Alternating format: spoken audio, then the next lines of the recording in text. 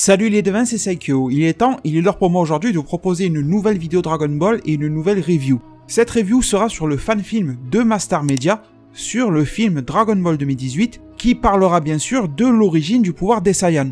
Alors, au cas où vous ne sauriez pas trop de quoi je parle, le film Dragon Ball Super 2018, je pense que vous savez tous maintenant ce que c'est, au cas où il y a mes vidéos sur la chaîne. Et sinon, de quel fan-film je parle? Qui est Mastar Media? Alors très rapidement, vous vous souvenez de ma vidéo il y a pas très longtemps sur Dragon Ball Super Duper, la parodie de DBS, etc., avec le frère de Jiren et tout ça? Eh bien, c'est le même youtubeur et donc même animateur qui n'est pas encore un professionnel, qui est un amateur dans ce domaine-là et qui cherche à vouloir devenir pro. Eh bien, tout simplement, a fait un épisode consacré au film. Une fan animation, comme on l'appelle. Normalement, il devrait proposer la suite de Dragon Ball Super Duper dès que possible, mais là, il a préféré se concentrer sur le film. Et honnêtement, il faut dire que le rendu de ce qu'il a fait envoie vraiment. Donc, qu'en est-il aujourd'hui? Il a fait cette vidéo-là que vous voyez affichée sous vos yeux. Si vous voulez aller la voir avant d'entendre ma review, eh bien, je vous mets le lien de sa vidéo en description. Bien sûr, il n'y a aucun partenariat ni rien, c'est un youtubeur américain que je connais juste de nom, mais on se connaît pas directement, vous vous en doutez. Donc lui, il a appelé ça Dragon Ball Super le film, fan-film, l'origine des Saiyans. Et donc, cette fanfiction, qu'est-ce qu'elle nous raconte? Eh bien, tout simplement l'histoire et la bataille, en tout cas la première partie de la bataille entre Goku et ce nouveau Saiyan. Il lui a même donné un nom qui répond au nom de Akumo. Je sais pas s'il a fait un jeu de mots avec Akuma pour les démons, je sais pas quoi, bon bref. Et donc, comment ça se passe? Déjà, dans cette review-là, bon, niveau animation, je vais en parler, mais comment est-ce qu'il organise ça? En fait, il reprend des scènes du trailer qu'il a recopiées, enfin, qu'il a téléchargé et remis là-dedans, telles quelles, sans modification. Enfin, si, des fois, il modifie un petit peu la bouche pour qu'elle parle ou quoi. Mais en gros, il a repris tous les éléments du trailer. Et ensuite, lui, le trailer durait combien? Je sais pas, moi, 30 secondes, 1 minute.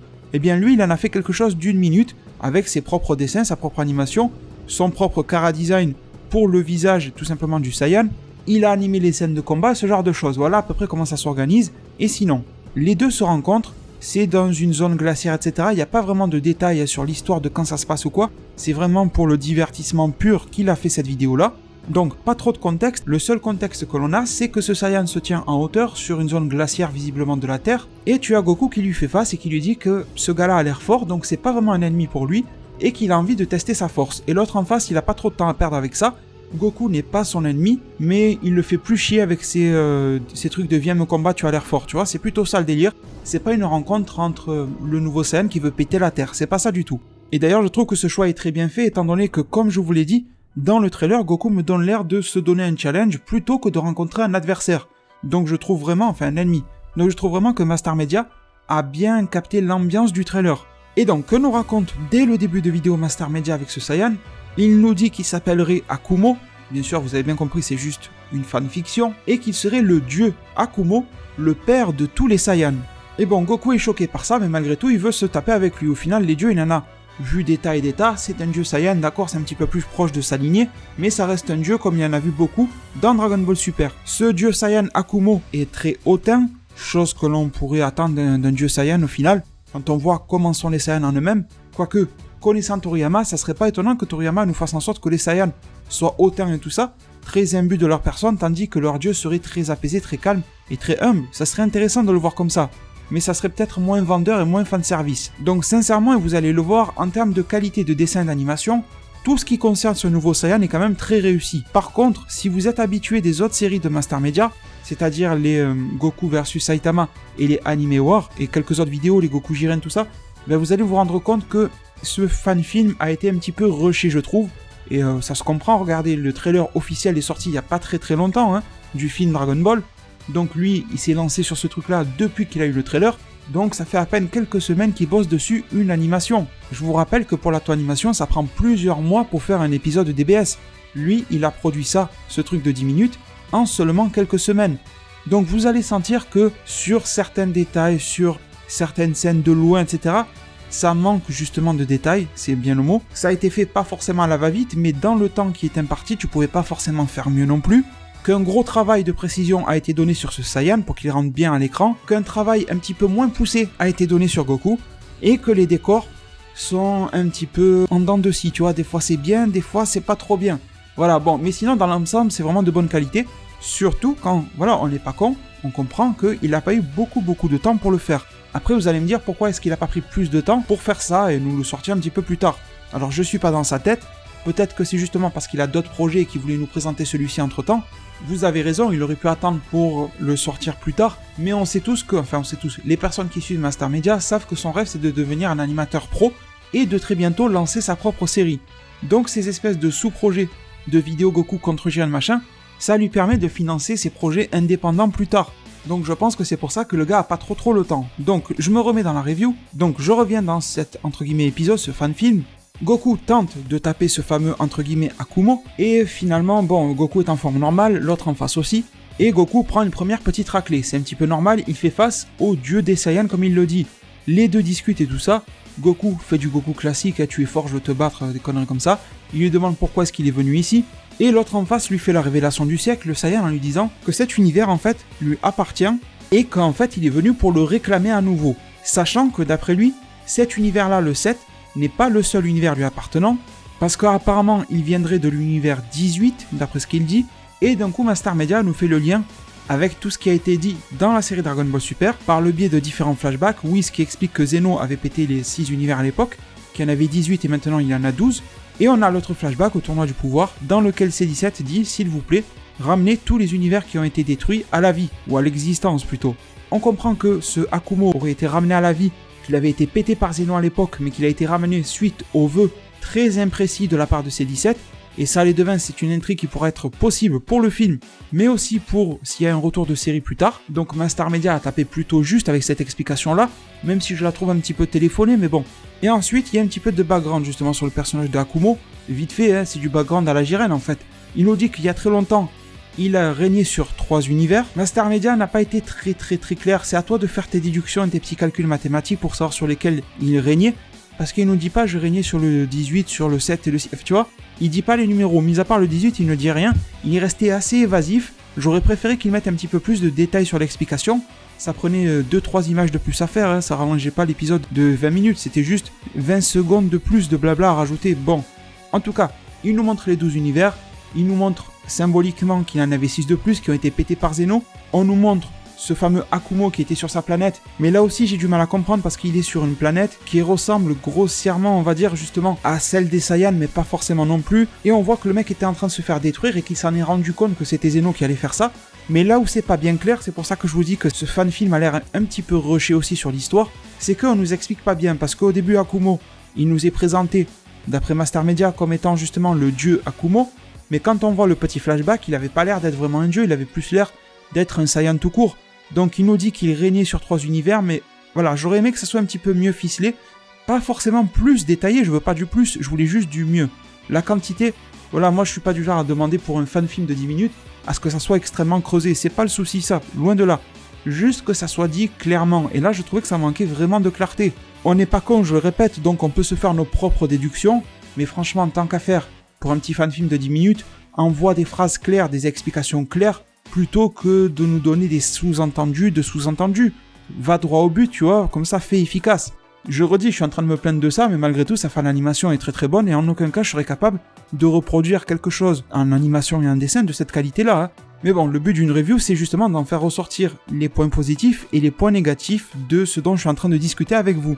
Et donc, vous avez compris que c'est un Saiyan qui vient pas forcément en quête de vengeance, quoique presque, parce que il vient réclamer les univers sur lesquels il régnait, mais il vient aussi réclamer tous les univers. Il dit qu'il veut régner sur tout, qu'il veut régner sur tous les mondes, qu'il veut être le dieu de tout, le dieu du paradis, le dieu vraiment de tout. Il fait me délire un petit peu à la Zamasu.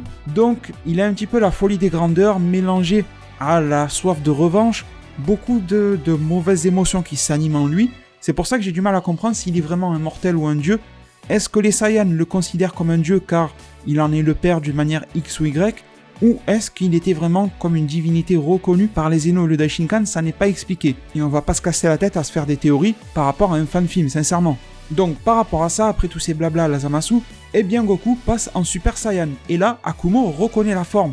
Il la reconnaît qu'à moitié. Et là, j'ai trouvé intéressant parce que si vous avez vu ma vidéo récemment, ma petite prédiction justement sur l'identité de ce fameux Saiyan, j'ai tenté moi aussi d'expliquer d'où est-ce qu'il pourrait venir, eh bien je vous avais donné une idée comme quoi il pourrait être le Saiyan originel de l'univers 7, ou alors le descendant du Saiyan originel de l'univers 7, et je pensais aussi dans cette vidéo-là que Kale ne serait pas la Saiyan originelle de l'univers 6, mais qu'elle serait la descendante du Saiyan ou de la Saiyan originelle de l'univers 6. Donc pourquoi pas avoir un descendant dans l'univers 7 ou le mec originel en personne, peu importe, mais qui aurait un délire par rapport à ce fameux Saiyan originel dont Vegeta parlait en épisode 100. Et en fait, Master Media a sorti un truc un petit peu proche de ça, tout simplement parce que, en fait, Akumo regarde la forme SCJ de Goku et il en parle en lui disant « Ah, tu as la capacité de te transformer dans la forme de bataille ».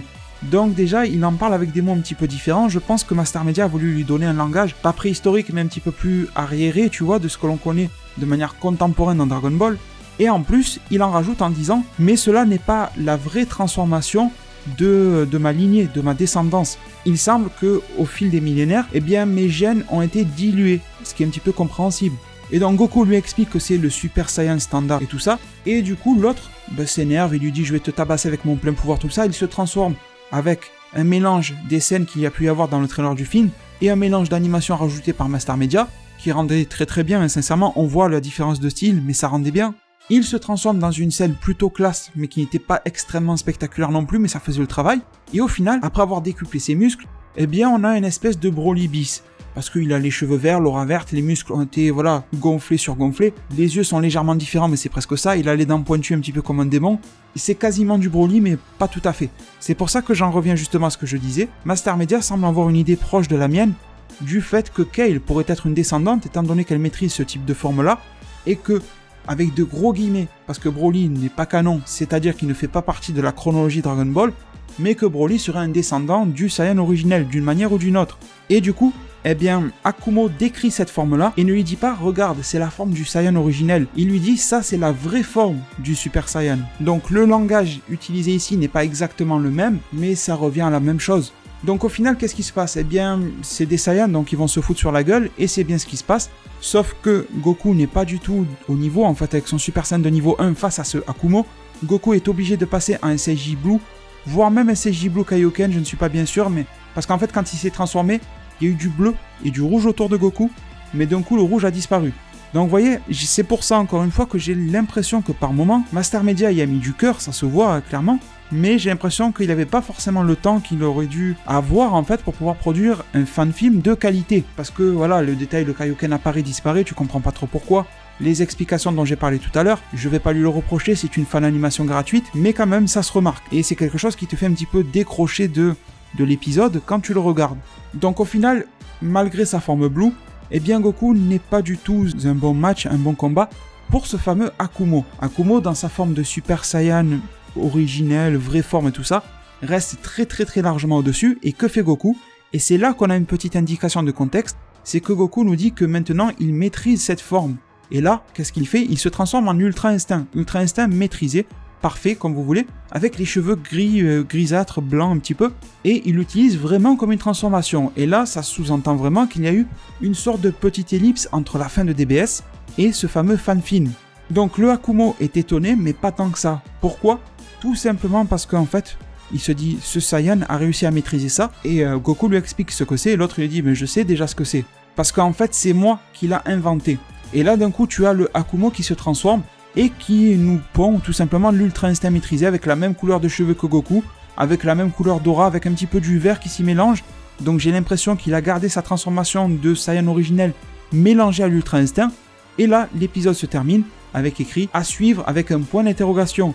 Sous-entendu que si ça plaît aux spectateurs, il y aura une suite, un petit peu comme Dragon Ball Super Duper la parodie. Donc cette fin de cet épisode de fan-film, qu'est-ce que j'en ai pensé? C'est super cool qu'il débarque un nouveau Saiyan de l'univers détruit et tout ça, qui sort une transformation Saiyajin et qui l'explique en disant que c'est la vraie forme.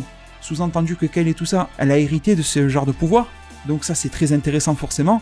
Et par rapport à l'Ultra Instinct précisément, qu'est-ce que j'en pense? Alors, le fait qu'il ait choisi que Goku le maîtrise, je trouve que, et je pense que c'est quelque chose qui se fera tôt ou tard dans Dragon Ball Super. Que ça soit par le biais du film, peut-être que Goku le maîtrisera dans le film, comme une vraie transfo. Peut-être que ça sera dans la suite de la série, dans le manga, je ne sais pas, mais je pense que ça va se faire tôt ou tard. Donc ça, je le valide. Par contre, le fait que le Saiyan en face dise que c'est lui qui l'a inventé, c'est super cool, parce que c'est badass, j'ai pas besoin de t'expliquer. C'est juste la hype maximale. Mais en même temps, là où c'est pas cool pour les anges. Parce que je trouve que ça décrédibilise les anges, parce que Whis a pas arrêté de parler de cette forme de combat-là, cette méthode, peu importe, comme étant un petit peu le truc suprême, tu vois, agir sans penser, sans réfléchir, avoir ton corps qui est coordonné à l'esprit, tout ça. C'est vraiment un truc qui avait une résonance angélique, et à la limite c'était plus une invention des anges, pas une invention mais quelque chose d'inné chez les anges que les mortels tentent désespérément de maîtriser, jusqu'à ce que un exploit, un élu j'ai envie de dire comme Goku puisse arriver un petit peu miraculeusement, bien que certains cas particuliers comme du Beerus, qui était probablement immortel à l'époque mais qui est aujourd'hui un Akaishin, tentent de le maîtriser avec beaucoup de difficultés.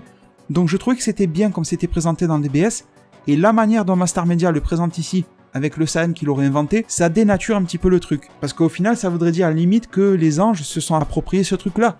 Ou alors, peut-être que c'est un petit souci de compréhension, les anges maîtrisent ça de base, c'est inné, ils naissent avec et tout ça, bien avant ce Saiyan-là, ce Akumo, mais Akumo aurait été un petit peu celui qui l'a inventé, entre guillemets, dans le monde des mortels. Bon, si tu le perçois comme ça, c'est plutôt pas mal, mais sinon, c'est un petit peu bizarre. Et comme je vous l'ai dit, cet épisode était super cool, une fan d'animation de très grande qualité, comme on en retrouve très peu sur YouTube et ailleurs, mais qui avait ses imperfections, surtout en termes de narration, parce que franchement l'animation elle est cool et classe depuis le début, certes avec des scènes repompées de différents épisodes de Dragon Ball, de différents films, de différents OAV, on le voit et Mastar Media le fait tout le temps, je ne lui reproche pas du tout, tant que c'est pas à 100% copier-coller, ça ne me dérange pas, pour être plus clair. Mais voilà, les petits défauts de narration alors que l'histoire est loin d'être complexe dans ce fan film, il n'y a rien d'extrêmement difficile. La plupart d'entre vous m'ont déjà proposé ce type d'idée-là dans la zone commentaire. Il s'est plutôt nourri des idées de la communauté pour en faire quelque chose qui prend vie, tu vois. Il n'a pas renouvelé le système, il n'a pas réinventé quelque chose. Donc, si tu fais quelque chose de basique, de simple, sans faire de mauvais jeu de mots, fais-le bien. Tu vois ce que je veux dire? Si tu prends pas trop de risques, ben fais-le proprement, fais un machin carré propre. Et c'est ce qui manquait un petit peu justement à cet épisode-là.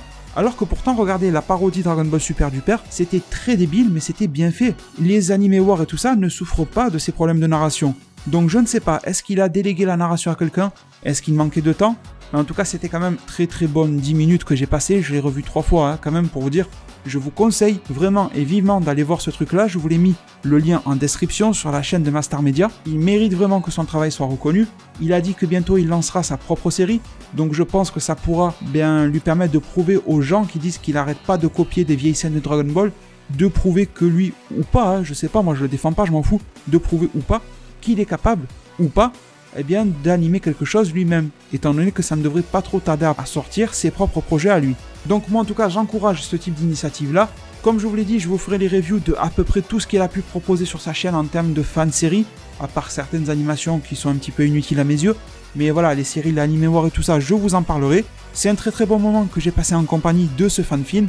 J'espère qu'il en est de même pour vous et en particulier pour cette vidéo de review. J'espère comme toujours pouvoir vous retrouver très nombreux au niveau des soutiens, de vos likes, vos j'aime. C'est super rapide à faire pour vous et c'est super vital pour moi. Je vous en remercie déjà d'avance, prenez tous très bien soin de votre futur et à plus pour de prochains arts divinatoires.